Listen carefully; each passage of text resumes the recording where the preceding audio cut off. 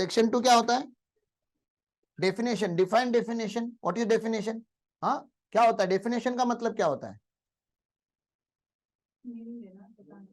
Particular word को meaning assign करना। मैं कुछ भी बोल सकता हूं, ठीक है ना, मेरा मेरा एक्ट है, मेरे एक्ट में मैं कोई भी एक शब्द लिख सकता हूं और कुछ भी उसका मतलब लिख सकता हूं। जैसे प्लांट बोलता हूं तो प्लांट के अलग अलग मतलब होते हैं ना। प्लांट एंड मशीनरी बोला तो अलग होता है प्लांट, और प्लांट एंड ट्रीज बोला तो प्लांट अलग होता है। तो मैं प्लांट लिख के मेरे को मेरी जो मर्जी करती है मैं डिफाइन कर सकता हूं। तो ऐसे पर्सन बोलने के बाद बहुत सारे लोगों को लगता है कि इंडिविजुअली पर्सन होते हैं, हम लोग पर्सन है। तो इन्होंने बोला नहीं नहीं, इंडिविजुअल तो होते ही है, उसके अलावा HUF, AOP, BOI ना, LLP, firm, company, local authority, इन सबको भी पर्सन बोलना है आपको। रिलेटिव की डेफिनेशन अगर आपको पूछे तो आप पूरा समाज रिलेटिव कर देते हो ना, क्योंकि रिलेटिव से गिफ्ट मिला तो टैक्सेबल नहीं है, ऐसा लॉ में लिखा है। क्या लिखा है? कि रिलेटिव से गिफ्ट मिला तो टैक्स नहीं होता। तो मतलब मम्मी ने आपको गिफ्ट दिया, पापा ने आपको गिफ्ट दिया तो टैक्सेबल नहीं होगा। अगर मैंने ये बोल दिया कि रिलेटिव से गिफ्ट मिला तो आपको टैक्स नहीं भरना होता है, तो आप तो पूरे समाज को रिलेटिव बना सकते हो कि सारे ही मेरे रिलेटिव है, ब्रदर फ्रॉम अनदर मदर। तो भाई जैसा नाता है हमारा। आप नहीं डिफाइन कर सकते रिलेटिव्स को। रिलेटिव को कौन डिफाइन करेगा? आप। इनकम टैक्स एक्ट, क्योंकि डेफिनेशन बड़ी इंपॉर्टेंट डेफिनेशन है। एग्रीकल्चर इनकम एग्जम्प्ट है, इंडिया में टैक्स नहीं है एग्रीकल्चर इनकम के ऊपर। तो किसी के मन में आना चाहिए, तो पोल्ट्री फार्म चलाना एग्रीकल्चर है कि नहीं है? हाँ, ये लोग जो दूध लाते हैं बेचते हैं, डेयरी फार्म बोलो आप, ये एग्रीकल्चर है कि नहीं है? तो ना डेयरी फार्म, ना गोट फार्म, ना पोल्ट्री फार्म, ना कोई भी लाइव स्टॉक को मेंटेन करना एग्रीकल्चर नहीं है, वो कमर्शियल है और टैक्स लगना चाहिए उसके ऊपर। वो अलग बात है कि हमारे फार्मर भाइयों को ये पता ही नहीं है कि उनका ये इनकम टैक्सेबल है, तो भरते नहीं हो, बेशरम लोग है। क्योंकि वो अज्यूम करते फार्मर है ना, मैं तो शेयर मार्केट में भी ट्रेडिंग करेगा तो टैक्स थोड़ी ना क्या लगना चाहिए। ऐसा थोड़ी ना क्या है, फार्मर का एग्रीकल्चर इनकम एग्जम्प्ट है, और एग्रीकल्चर इनकम का कोई ना कोई तो लॉ में क्या होगा? डेफिनेशन होगा। बहुत जरूरी होना चाहिए ना डेफिनेशन हो। क्यों? मैं अगर कल फार्मर लोगों की कंसल्टेंसी चालू करूं तो consultancy of agriculture income, agriculture का कंसल्टेंसी, मेरा तो कंसल्टेंसी का इनकम है। मैं नहीं फार्मिंग नहीं करता, मैं बैल नहीं चलाता, मैं खाली कंसल्टेंसी दे रहा हूँ या फार्मर को एजुकेशन दे रहा हूँ, हमारा क्लासेस है। बताओ ये इनकम टैक्सेबल होगा कि एग्जम्प्ट होगा? टैक्सेबल होगा ना, क्योंकि मैं कल्टीवेशन नहीं कर रहा हूं ना, मैं तो कमर्शियल एक्टिविटी कर रहा हूं। तो आपको बहुत अच्छे से वो डेफिनेशन पढ़नी पड़ेगी कि क्या एग्रीकल्चर इनकम होता है देश में, तो डिफाइन करना पड़ता है साहब, ठीक है ना। तो डेफिनेशन दो तरीके की होती है। अभी हम डेफिनेशन की बात नहीं करेंगे, लेकिन डेफिनेशन कितने टाइप की होती है? दो टाइप की होती है। हमारे लिए होती है, वैसे तो बहुत सारी होती है, हम उसको बोलते हैं हमेशा। एक होती है इंक्लूसिव डेफिनेशन और दूसरी होती है एग्जॉस्टिव। एक्सक्लूसिव भी होता है, लेकिन एक्सक्लूसिव डेफिनेशन नहीं होता, डेफिनेशन का पार्ट होता है। मतलब किसी डेफिनेशन में से अगर कुछ चीजों को आप बाहर निकाल देते हो तो उसको क्या बोला जाता है? Exclusive part of definition. Exhaustive और इंक्लूसिव को आइडेंटिफाई कैसे किया जाता है? इंक्लूसिव डेफिनेशन वर्ड से स्टार्ट होता है, इंक्लूड से। तो पर्सन का जो मैंने डेफिनेशन बोला ना, वो ऐसे स्टार्ट होता है, पर्सन इंक्लूड्स। इनकम का आपको डेफिनेशन दिखाऊंगा तो डेफिनेशन चालू होगा, इनकम इंक्लूड्स, ऐसे स्टार्ट होगा। और एग्जॉस्टिव डेफिनेशन का मतलब होता है मीन्स, ये ऐसे स्टार्ट होता है, मीन्स ना। मैंने हमेशा इस दोनों का डिफरेंस आपको पूछा हुआ है। इसका आपको अगर अच्छे से पढ़ना है तो आपको लॉ पढ़ना पड़ेगा। मैडम जब आपको लॉ पढ़ाएगी तो आपको बताएंगे there is a literal interpretation and there is a hidden rule.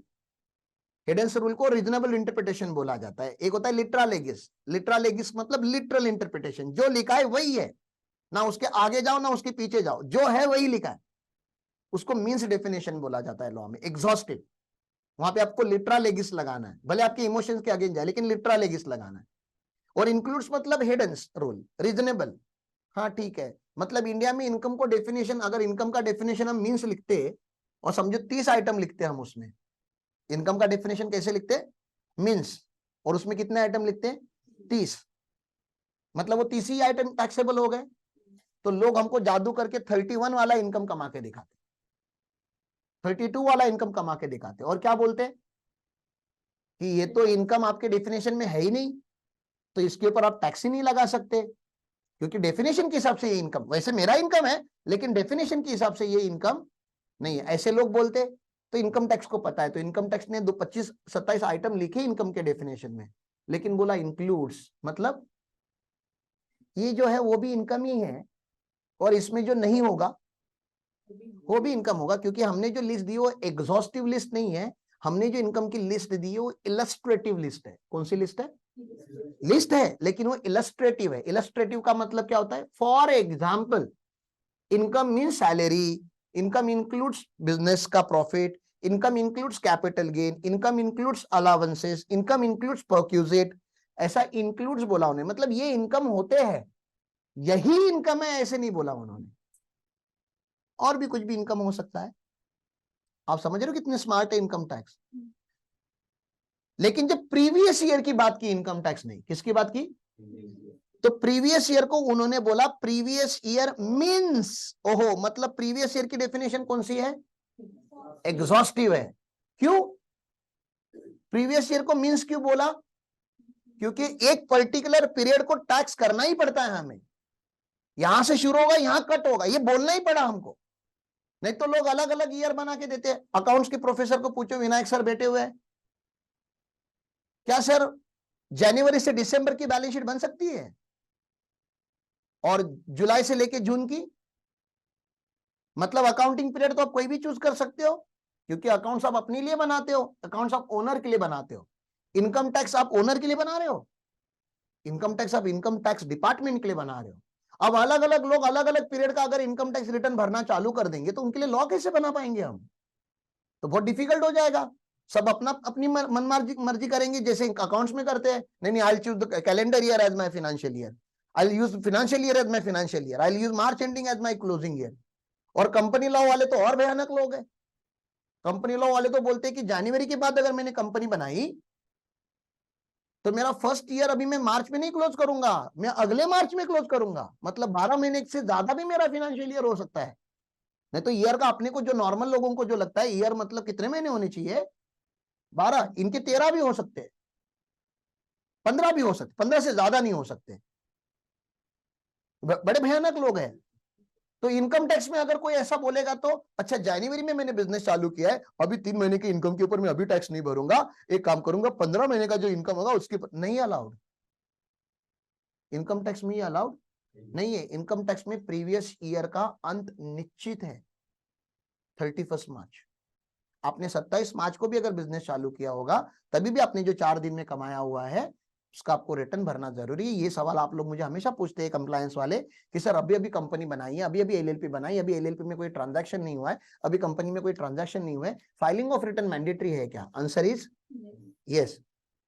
लेकिन कंप्लायंस नहीं करेंगे, कंपनी लॉ के कंप्लायंस वो चलेगा, कंपनी लॉ के कंप्लायंस मत करो, वहां पे रिलैक्सेशन दिया गया है। इनकम टैक्स में कोई रिलैक्सेशन नहीं है, क्योंकि इनकम टैक्स में प्रीवियस ईयर का मतलब है financial year. Previous year means a financial year.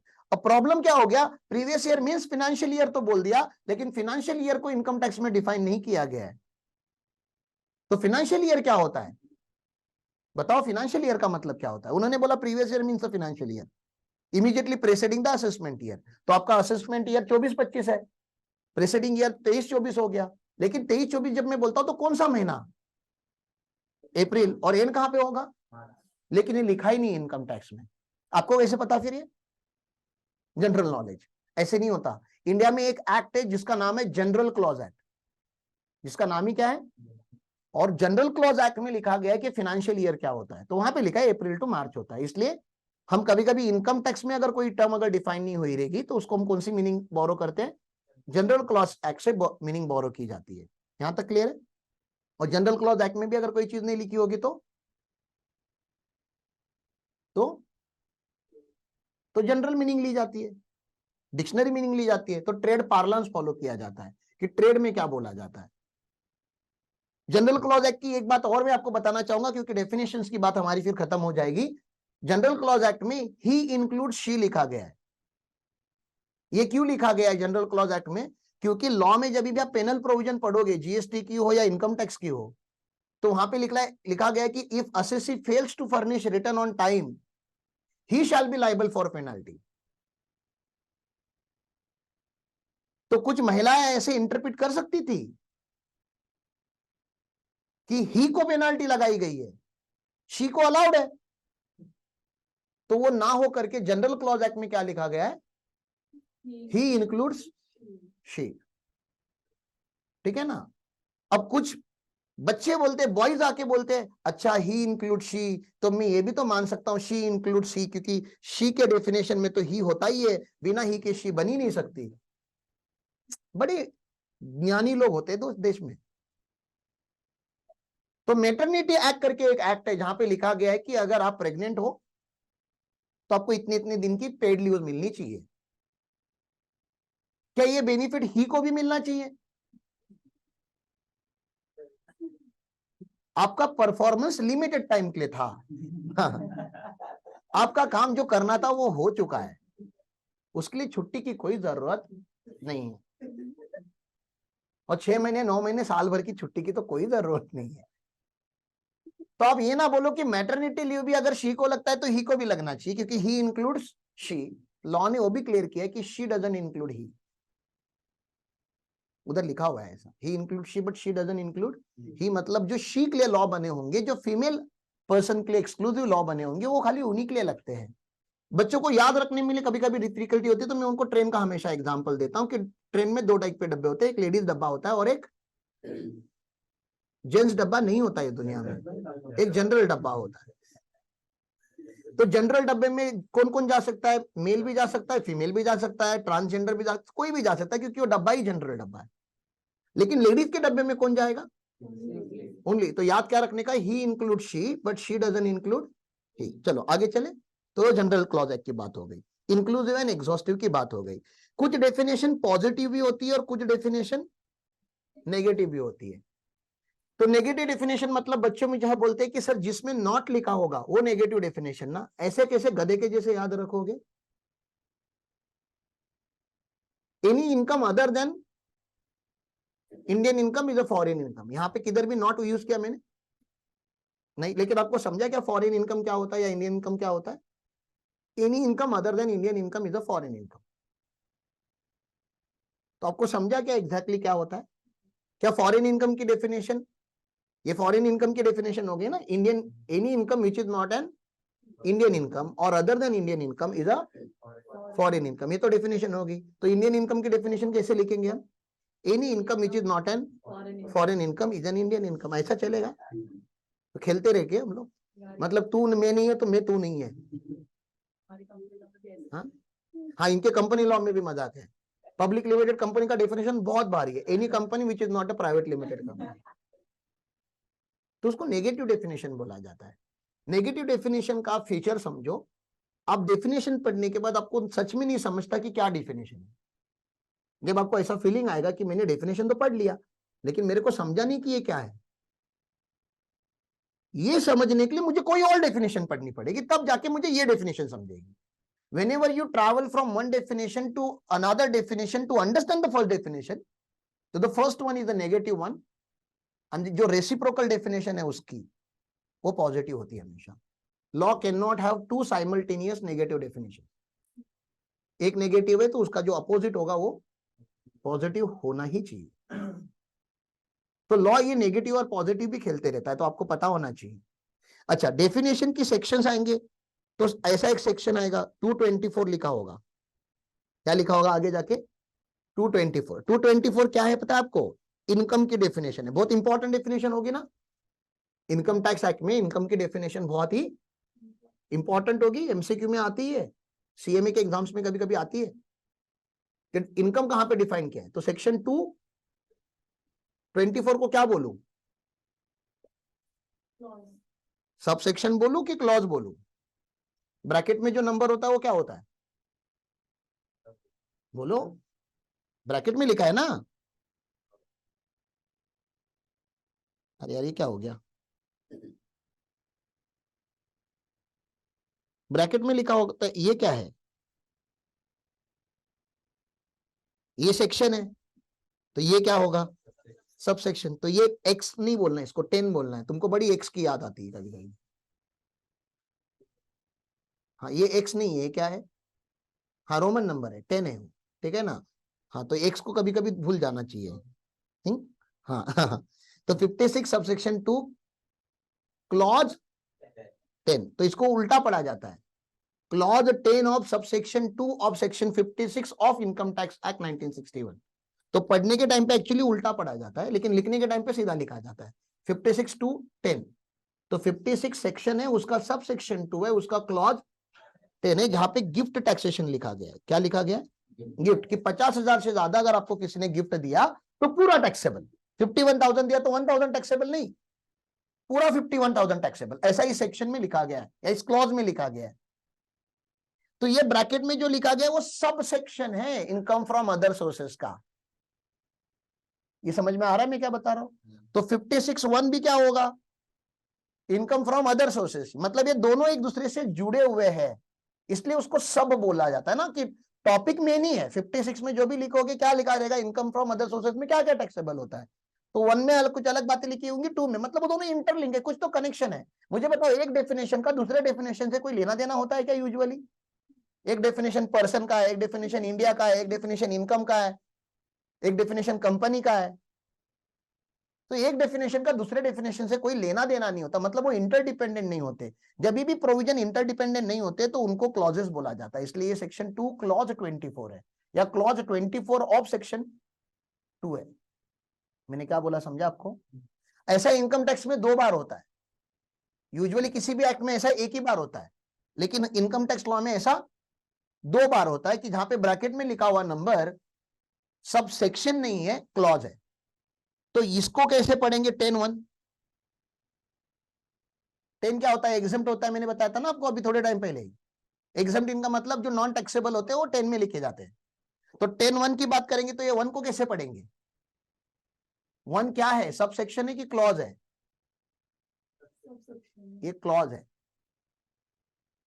Clause 1 of section 10। ऐसा 2 ही जगह पे होता है, मैंने बोला ना, एक डेफिनेशन के सेक्शन में होता है 2 में, और एक सेक्शन 10 में। इसके अलावा बाकी जितने भी सेक्शन है उसके ब्रैकेट में जो नंबर होता है वो क्या होता है? सब सेक्शन होता है, क्योंकि वो दोनों इंटरकनेक्टेड। अभी एग्रीकल्चर इनकम और सब सेक्शन 2 में,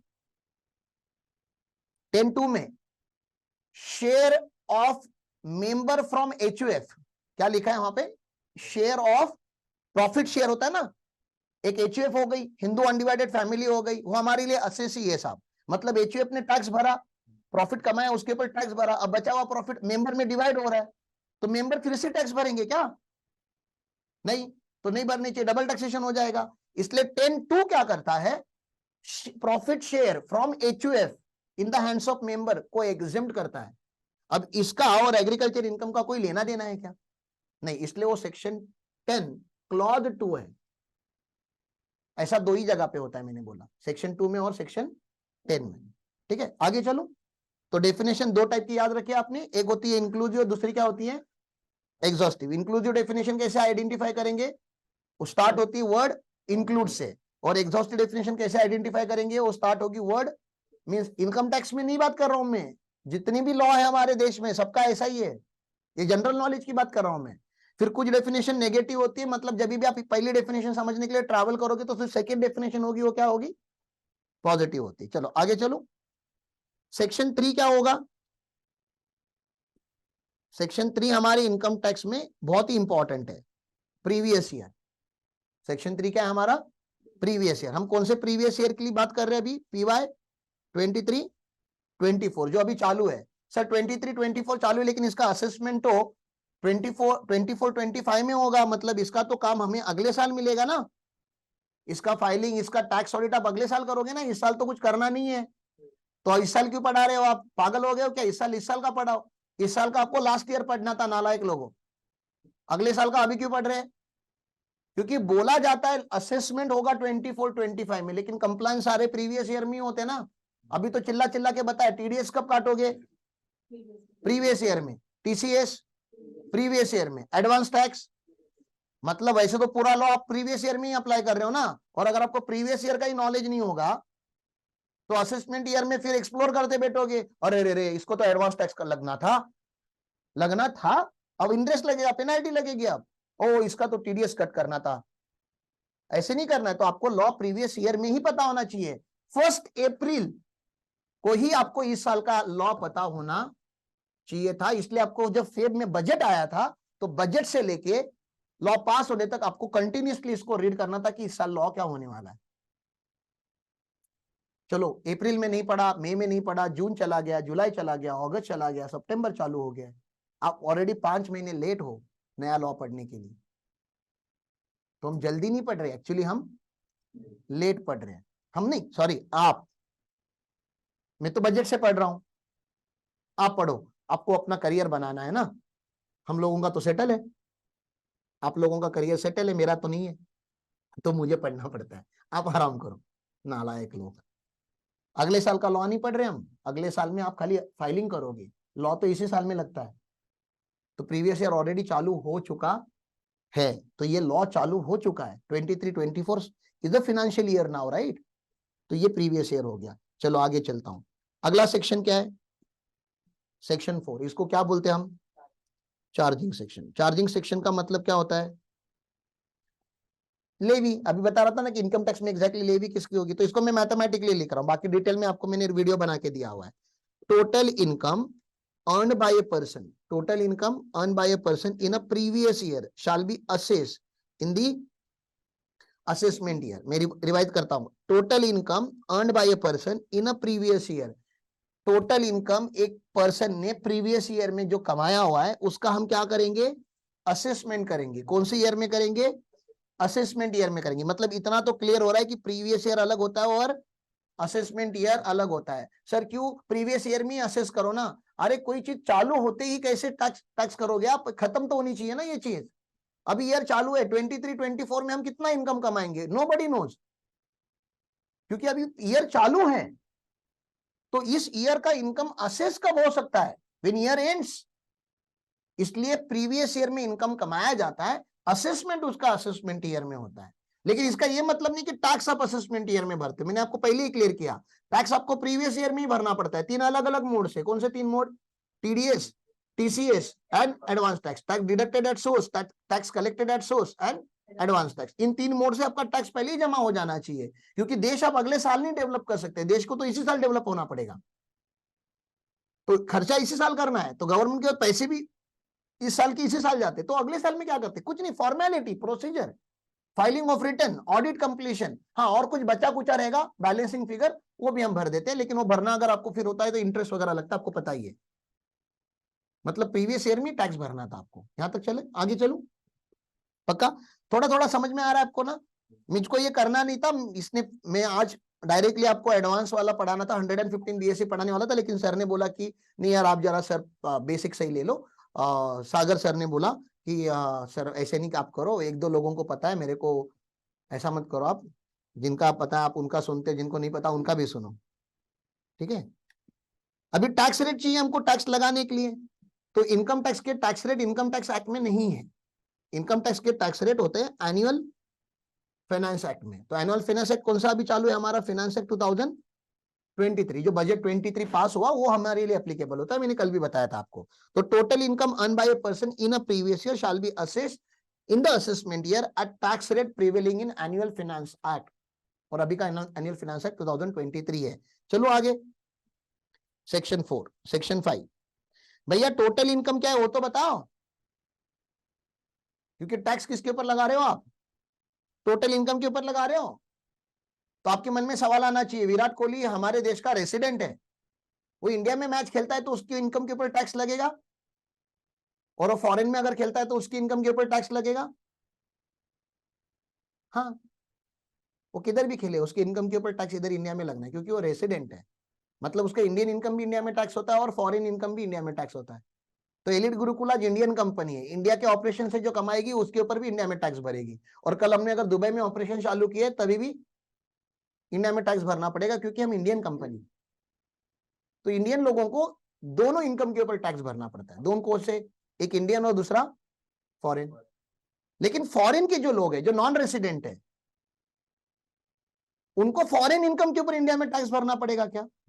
Japanese earning in Japan, where should he pay tax, India. अरे रे रे रे रे रे रे। Japanese earning in China, where should he pay tax, India तो नहीं बोलना चाहिए ना आपको, इंडिया का कुछ लेना देना तो होना। हाँ, but Japanese earning in India,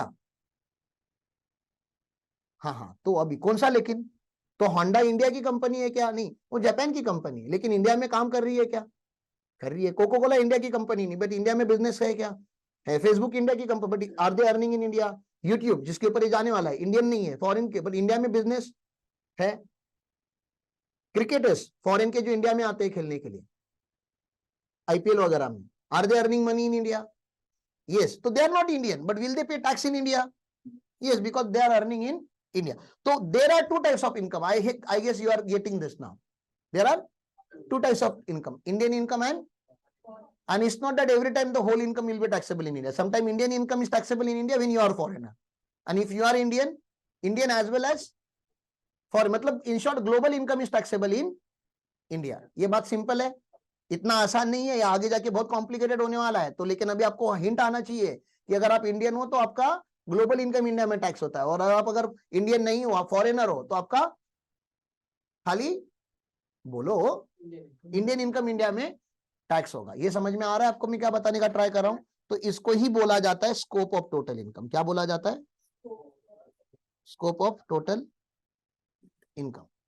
इसमें भैया दो टाइप के इनकम होते हैं ना, हल्के से लिख रहा हूं, Indian income and foreign income. वैसे तो बाद में डिटेल में बात करेंगे। सर फॉरेन इनकम का तो डेफिनेशन बता ही दिया आपको, बहुत ही आसान है, विच इज नॉट एन। तो इंडियन इनकम को भी वैसे डिफाइन करें? नहीं, तो इसको अच्छे से करना पड़ेगा ना। तो छोटा छोटा लिखो, अक्रूड इन इंडिया मतलब सोर्स इंडिया में, बिजनेस इंडिया का है, यहाँ का है। दूसरा है received in India. Received India मतलब सोर्स किधर भी रहे, लेकिन पैसा कहां पे रिसीव किया? इंडिया में। और इसके दो छोटे भाई होते हैं, deem to be received in India and deem to be accrued in India. इसकी बात करेंगे हम आगे जाके करेंगे, it's not a right time, लेकिन ऐसा कुछ होता है, डीमिंग फिक्शन होता है। डीमिंग फिक्शन मतलब क्या किया जाता है? मान लेना जाता है, ठीक है ना। तो डीमिंग फिक्शन को मैं हमेशा बोलता हूं what is, what isn't is, what isn't is if loss is. Hindi में अगर उसको बोलूं तो जो है वो है, जो नहीं है वो नहीं है, जो नहीं है वो है इफ लॉस इज, अगर कानून में लिखा है तो what is, what isn't is, what isn't is if loss is. किसी के पास रबर है? हाँ, वही कोई भी रबर, नॉट इरेजर, दे दो। काम ये काम का नहीं है, लेकिन फिर भी बताता हूं, ये लॉ है, आई होप आप लोग देख सकते हो। तो ये ऐसा, ये रबर है, इसके अंदर क्या जो भी आएगा वो क्या होगा? टैक्सेबल। ये हो गया accrued in India and received in India ना। अगर ये इंडिया है, ये हमारा लेवी है, इसके अंदर जो भी आता है वो क्या है? ये समझ में आ रहा है आपको? लेकिन फिर कुछ लोग हमको इंडिया में जादू करके दिखाते हैं। जादू करके दिखाते हैं मतलब वो कमाते इंडिया में है, लेकिन दिखाते कि इंडिया में नहीं कमाया हुआ है। जैसे आप कोई फॉरेन के कंसल्टेंट हो या आप टीचर हो, जैसे विनायक सर समझो आप टीचर है, कनाडा के टीचर है वो। कनाडा में मैं गया, मैंने उनसे कनाडा में कॉन्ट्रैक्ट किया कि आपको इंडिया में आके हमारे गुरुकुल के बच्चों को लेक्चर लेने पड़ेंगे। उन्होंने अग्री किया कि मैं इंडिया में आके लेक्चर लूंगा। ये अग्रीमेंट कहाँ पे साइन हुआ? कनाडा में। वो कहाँ के हैं? कनाडा के। उनको पैसे भी कैनेडियन डॉलर में ही चाहिए, मतलब सब कुछ कहाँ पे हुआ है? इंडिया के बाहर। लेकिन लेक्चर कहाँ पे लेंगे वो? तो वो बोलते थे कि ये इंडियन इनकम नहीं है। Do you agree? ये इंडियन इनकम है या नहीं है? आपके हिसाब से क्या है? वो कैनेडियन है, कॉन्ट्रैक्ट कनाडा में हुआ है, करेंसी कैनेडियन होगी, लेकिन सर्विसेज कहाँ पे रेंडर की? तो उनको क्लियर करना पड़ेगा ना कि ये भी इंडियन इनकम है। वो तो कंफ्यूज है ना कि मैं इंडिया में क्यों टैक्स भरूं, मैं तो इंडिया का हूं ही नहीं, अग्रीमेंट भी इंडिया में नहीं हुआ था। तो ये कंफ्यूजन होने लगे, लोगों ने हमको चुना लगाना चालू किया ऐसे कि दिखा, जादू करके दिखाते कि ये इंडियन नहीं है, ये फॉरेन की बात है, फॉरेन की इनकम की बात है। तो हमने लॉ को स्ट्रेच किया। फिर पहले लॉ इतना ही था, तो लॉ को क्या किया जाता है? स्ट्रेच किया जाता है। मतलब लॉ ओरिजिनली इतना ही रहता है, डीमिंग फिक्शन लगा के लॉ को स्ट्रेच किया जाता है। मतलब जो चीजें शायद लॉ में नहीं आ रही थी पहले, उसको भी लॉ में खींचा जाता है। ये समझ में आ रहा है? तो डीमिंग फिक्शन को आप बोलने के लिए आप बोलते हो कि डीम करना मतलब मानना, रिक्वेस्ट करना कि मानो ना प्लीज, ये भी टैक्सेबल है। लेकिन इनकम टैक्स में डीमिंग फिक्शन ऐसे काम नहीं करता। इनकम टैक्स का डीमिंग फिक्शन बड़ा स्ट्रिक्ट है, उसका बॉडी लैंग्वेज चेंज हो जाए, उसके आवाज चेंज हो जाती है। This income is deem to be accrued in India. मजाक नहीं कर रहे हम, this income is deem to be declare कर रहे हैं, तो मानने नहीं बोल रहे हम बता रहे हैं आपको कि ये इंडियन इनकम है, मानो नहीं है। लैंग्वेज में फर्क है बहुत, क्योंकि फॉरेनर लोग हमें क्या बताना चाहते थे, अदरवाइज प्रूव कर रहे थे कि नहीं नहीं ये इंडियन इनकम नहीं। अब हम क्या बता रहे हैं, ये इंडियन इनकम है, मानो ना प्लीज ना, वो आगे का बोलने की जरूरत नहीं है ये इंडियन इनकम है, उतना क्लैरिटी है। आपने बचपन में वो गेम खेला होगा आगे वाले को मारने का, आगे वाले मारते ना हम लोग ऐसे पीछे, बैक बेंचर का ये फेवरेट गेम रहता है, ठीक है ना। तो ये आगे कोई बेटा रहता, आप रबर ऐसा खींचते और ऐसे मारते उसके पीठ पे, और उसका ध्यान तो होता नहीं बिल्कुल भी। तो चालू लेक्चर में कभी कभी कुछ बच्चे ऐसे ऐसे करते रहते हैं ई। अब टीचर पूछ रही क्या हुआ, उसको बताना भी अलाउड नहीं है।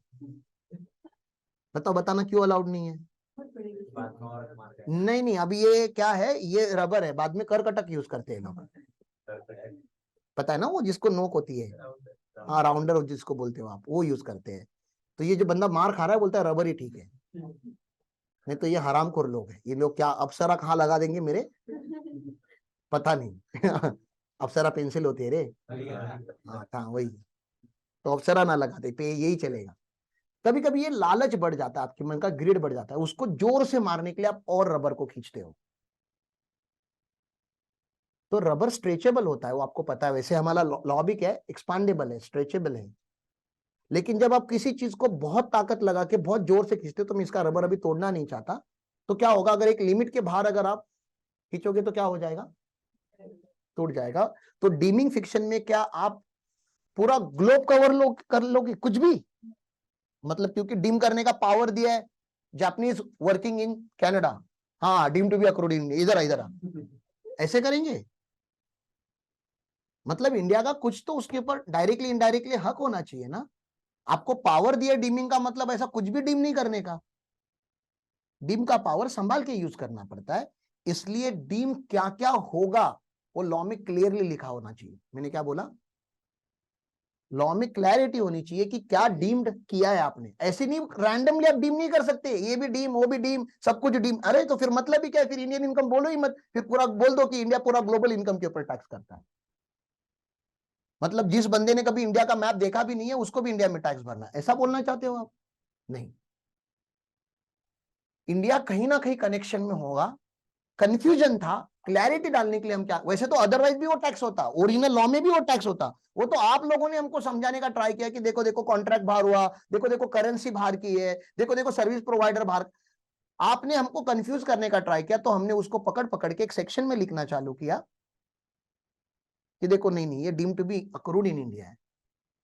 ये क्लैरिटी हम अपने आप को नहीं दे रहे, ये क्लैरिटी हम ग्लोब को दे रहे हैं। डीमिंग फिक्शन कभी भी इंडियन, आप मुझे बताओ आपने जितने भी इनकम टैक्स के रिटर्न भरे, या किसी भी आपने एसएससी को फोन करके बोला सर आपका income deem to be accrued in India है, बोलने की जरूरत ही नहीं, क्योंकि इंडियन लोगों को क्लैरिटी है कि भाई ये सब टैक्सेबल है इधर।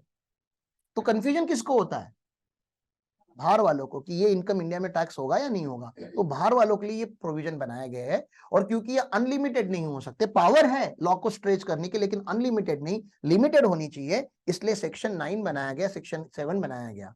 तो ये जो deem to be received in India लिखा गया है ना, ये सेक्शन 7 में लिखा गया है कि क्या क्या deem to be received in India है। और सबसे difficult section income tax law का और इंटरनेशनल टैक्सेशन का, ठीक है ना, पहला सेक्शन इंटरनेशनल टैक्सेशन का पहला स्टोन, एंट्री गेट, जहां दरवाजा खुलता है इंटरनेशनल टैक्सेशन का, वो है सेक्शन 9।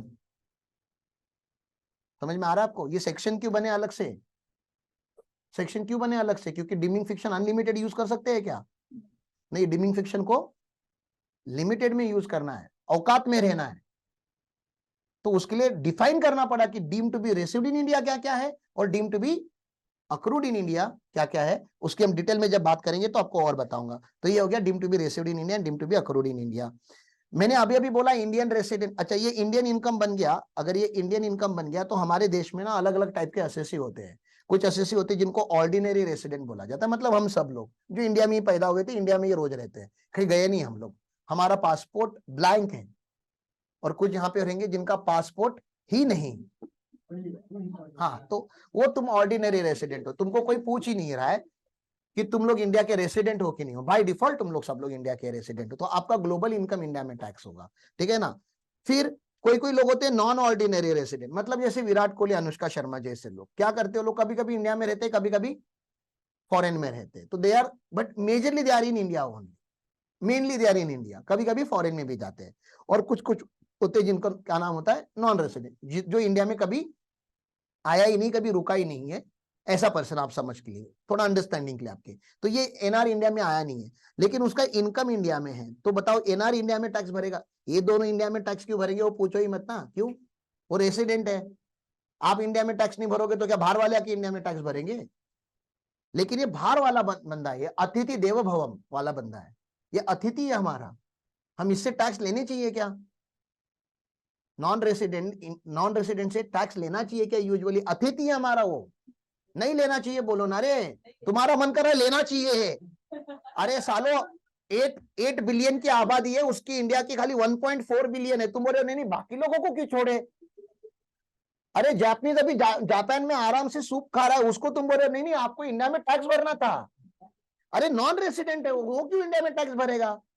तो आप एक फंडामेंटल चीज अपने मन को समझा के रखो ना, कितने हरामखोर लोग हो यार तुम लोग, कि नॉन रेसिडेंट को भी इंडिया में टैक्स, हाँ हाँ भरना तो चाहिए, सब भरते हो। अरे वो क्यों भरेगा? मैं बता भी रहा हूँ, अतिथि है, वो देव है, उससे टैक्स नहीं लेंगे। आप अतिथि हो, आओ इंडिया घूमो, एक्सप्लोर करो और निकल जाओ। नहीं इंडिया में अर्निंग अपॉर्चुनिटीज अच्छी है, Indian share market is a growing market, Indian real estate market is a growing market, we wanted to invest in India, then come bro, if you earn in India then we will take tax in India only in respect of Indian income। आप जो foreign में Canada में कमा रहे हो, Russia में कमा रहे हो, उसके ऊपर आपको हमें इंडिया में टैक्स नहीं चाहिए, लेकिन आप इंडिया में जो कमा रहे हो, जितना इंडिया में कमा रहे हो उतने के ऊपर इंडिया में हम टैक्स लेंगे। ये समझ में आ रहा है आपको? ये जो फॉरेन इनकम है उसके भी दो टुकड़े होते हैं, लेकिन ये फॉरेन इनकम के ऊपर नॉन रेसिडेंट से टैक्स लेंगे क्या? रशियन रशिया में कमा रहा है, उससे इंडिया में टैक्स लेंगे क्या? नहीं, लेकिन इंडियन रशिया में कमा रहा है, उससे लेंगे। तो ये ऑर्डिनरी रेसिडेंट होता है, तो उससे टैक्स हम लेते हैं, रेसिडेंट लोगों से टैक्स लिया जाता है, नॉन रेसिडेंट से नहीं लिया जाता। ऐसा कुछ कुछ है वहां पे, ठीक है ना। और भी है, business control from India, profession setup in India, उसकी भी हम बात करेंगे, लेकिन वो आगे जाके करेंगे। मुझे क्या बताना है कि आपका अगर रेसिडेंशियल स्टेटस चेंज हो गया तो इंडिया में स्कोप ऑफ इनकम बढ़ता और कम होता है ना, स्कोप ऑफ इनकम ऐसा बढ़ता और कम होता है। आप नॉन रेसिडेंट हो, इंडिया में टैक्स मत भरो, इंडिया में इनकम है तो भरो। आप रेसिडेंट हो तो इंडियन इनकम के ऊपर तो भरना ही पड़ेगा, सुनो, फॉरेन इनकम के ऊपर भी। मतलब रेसिडेंशियल स्टेटस चेंज होने से स्कोप चेंज होता है, इसलिए अगला सेक्शन क्या पढ़ना पड़ेगा आपको? बोलो, सेक्शन 6 क्या पढ़ना पड़ेगा? Residential residential status. इसमें दो टाइप के होते हैं, एक तो आप क्या हो सकते हो, रेसिडेंट, या आप क्या हो सकते हो? बताओ नॉन रेसिडेंट का डेफिनेशन कितना आसान होगा? जो रेसिडेंट नहीं है वो नॉन। कितना कितना जिंदगी, एक जिंदगी भी उतना ही आसान होता आप लोगों का, लेकिन रेसिडेंट भी तो पढ़ना पड़ेगा ना फिर। हाँ नहीं वैसा नहीं होता ना, रेसिडेंट आगे दो कैटेगरी में डिवाइड होता है, ordinary resident and non ordinary. Ordinary मतलब हम लोग इधर ही रहते हैं, ऑर्डिनरी आप कहाँ रहते हो? यहीं रहते हैं, और नॉन ऑर्डिनरी यहीं रहते हैं, हम लोग कहीं नहीं जाते, ठीक है ना। नॉन रेसिडेंट को पूछेंगे क्या, आप ऑर्डिनरी इंडिया में नॉन रेसिडेंट हो कि नॉन ऑर्डिनरी? अरे भाई मैं नॉन रेसिडेंट है भाई, मेरी मत लो आप, रेसिडेंट है ना आपके पास, ठीक है, रेसिडेंशियल स्टेटस है ये। आगे चले, सेक्शन 7 क्या है बताओ, 2 मिनट पहले बताया था। Income deemed to be received in India. और सेक्शन 9 क्या है, बीच में एक जगह रख रहा हूं सेक्शन 8 के लिए। सेक्शन 9 क्या है?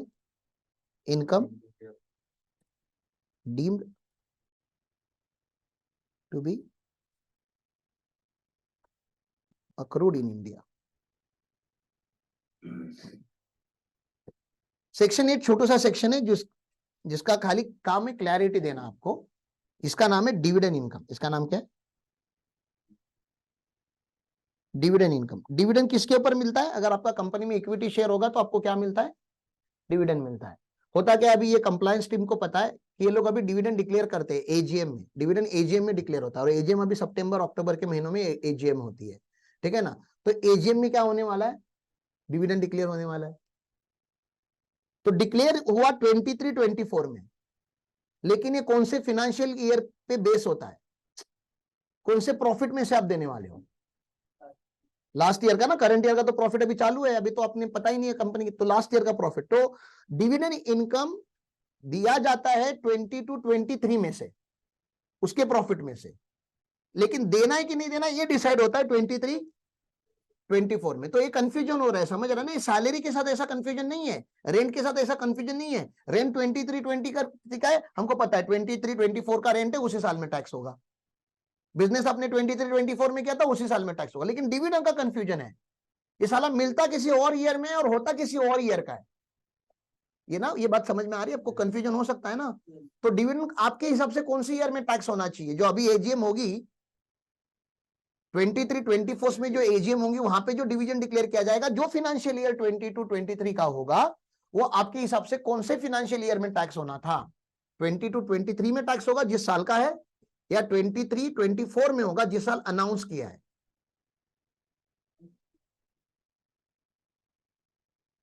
समझ रहा है मैंने क्या बोला, कंपनी ने वो पैसा कमाया कब, 22-23 में, लेकिन उसमें से आपको डिविडेंड मिलेगा कि नहीं मिलेगा, कितना मिलेगा, वो डिक्लेयर कब किया, एजीएम में 23-24 में। तो कौन से फाइनेंशियल ईयर में ये टैक्स होगा,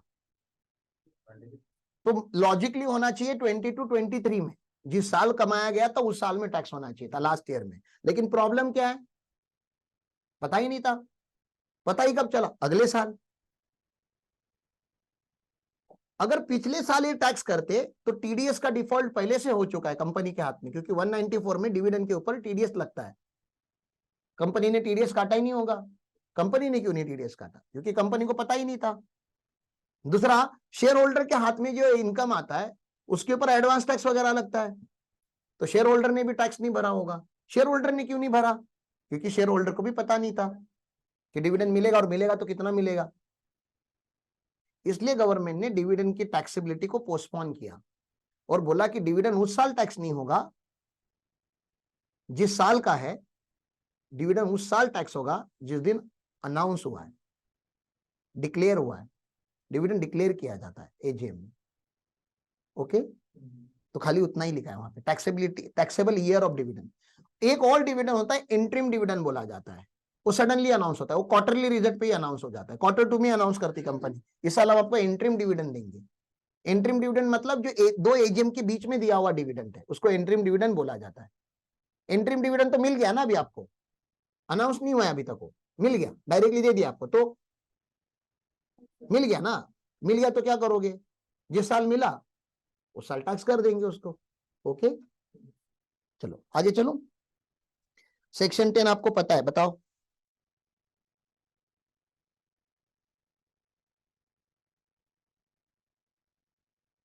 एग्जम्प्ट इनकम, चैप्टर नंबर 2 जब चालू होगा तो आप नॉन रेसिडेंट टैक्सेशन का थोड़ा बहुत आइडिया आपको आएगा, मतलब जो इंडियन इनकम, फॉरेन इनकम, वो सब चलेगा चैप्टर नंबर 2 में।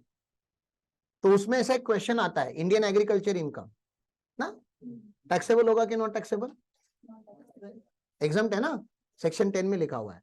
तो उसमें एक सवाल आता है, इंडियन के लिए टैक्स एग्जम्प्ट होगा कि नॉन रेसिडेंट के लिए एग्जम्प्ट होगा। मतलब नॉन रेसिडेंट ने अगर इंडिया से एग्रीकल्चर, इंडियन ने इंडिया में एग्रीकल्चर इनकम कमाया, एग्जम्प्ट, वो तो क्लैरिटी है क्योंकि कितने सारे फार्मर आपके आजू बाजू में।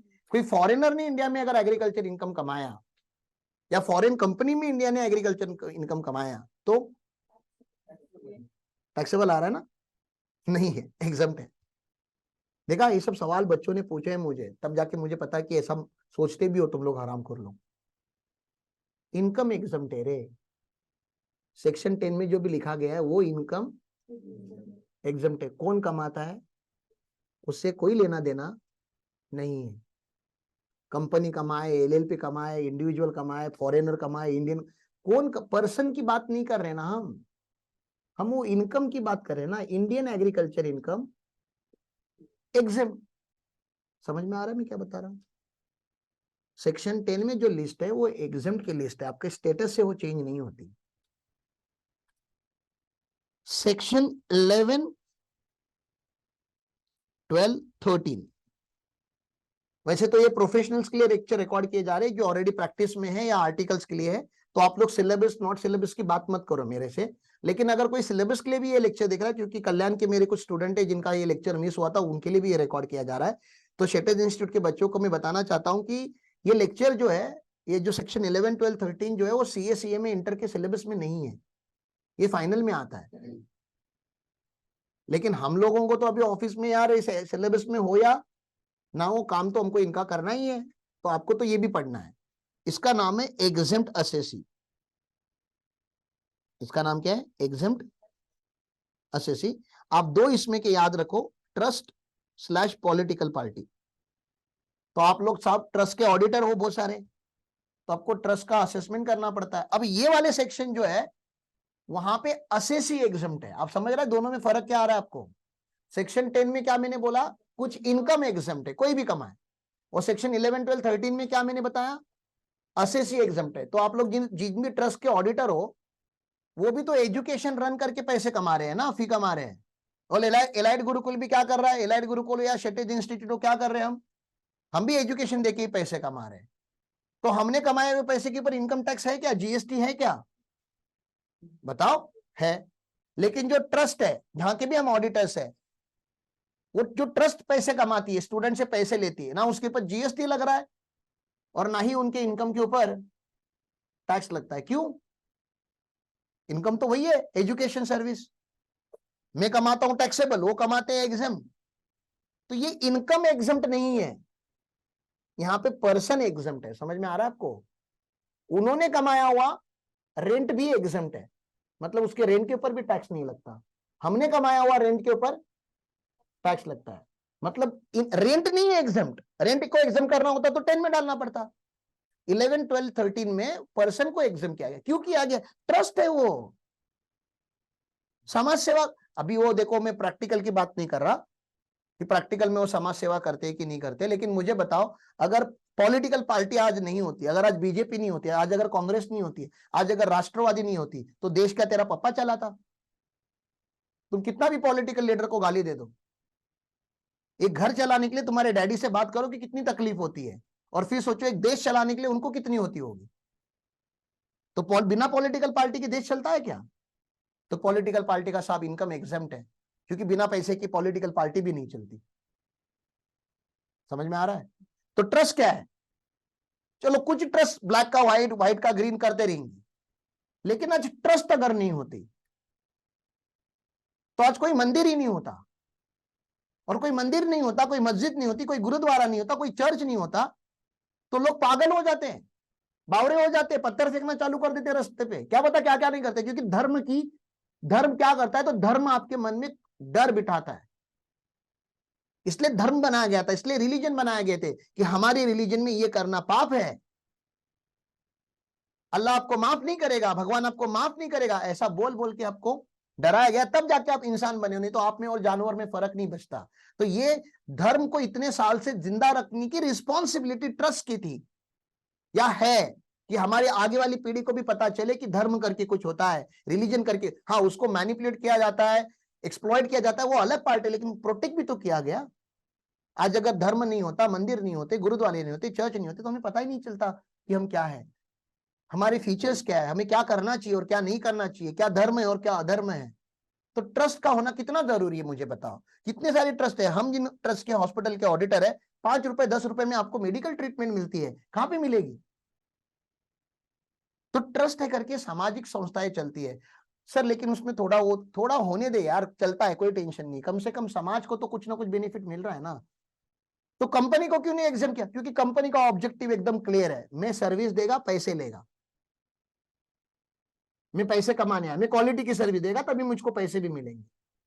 ट्रस्ट में जो लोग जाते हैं वो लोग क्वालिटी की बात नहीं करते। आप जब धर्मादाय में खाना खाते हो तो आप ये नहीं बोलते अरे रे दाल में थोड़ा नमक कम है। मंदिर में फुकट में दिया जा रहा है खाना तुझको, उधर नाटक नहीं कर। हाँ, होटल में 5 स्टार में बैठ के फिर करो तुम, क्योंकि वहां पे पैसे देके आप, उनका ऑब्जेक्टिव क्लियर है, इनका ऑब्जेक्टिव भी, दोनों खाना ही खिला रहे हैं, लेकिन वो समाज सेवा के लिए खाना खिला रहे हैं, और आप होटल हो, आप कमर्शियल पर्पज के लिए खाना खिला रहे हैं। आप 100 रुपए की चीज 300 में बेच रहे हो, और वो 100 रुपए की चीज 2 रुपए में देते हैं या 5 रुपए में देते हैं, कभी कभी तो गुरुद्वारा वगैरह में तो फ्री में होता है। आज गुरुद्वारा नहीं होते तो कितने लोग भूखे मर जाते। मुंबई में इस्कॉन टेम्पल है, कितने लोग वहां पे खाना खाते हैं। तो ये सब होना बहुत जरूरी है। सामाजिक बैलेंस बनाने के लिए, समाज को बांधने के लिए ये होना जरूरी है। इसलिए ट्रस्ट को हमने क्या रखा हुआ है, एग्जाम रखा हुआ है। तो आपको बुरा नहीं लगना चाहिए कि ट्रस्ट से टैक्स नहीं लेते, कंपनी से ले लेते हैं।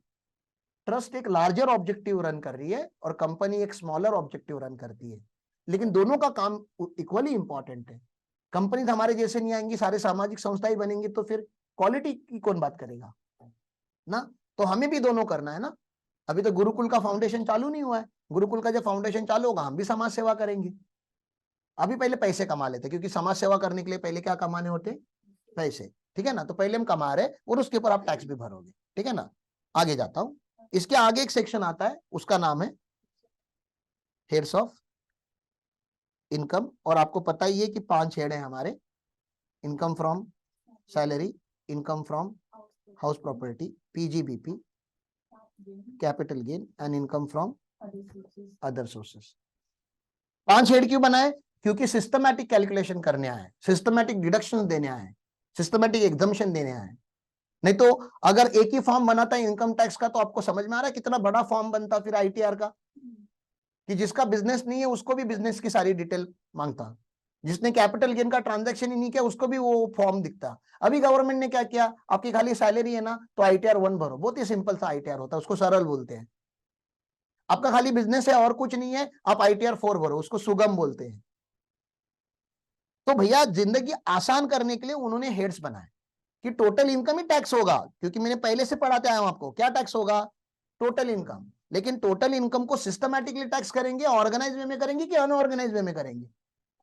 और ऑर्गेनाइज वे में करने के लिए हमें क्या बनाने पड़े, हेड्स बनाने पड़े। टोटल इनकम को 5 हेड में बांट के हमने पढ़ा हुआ है।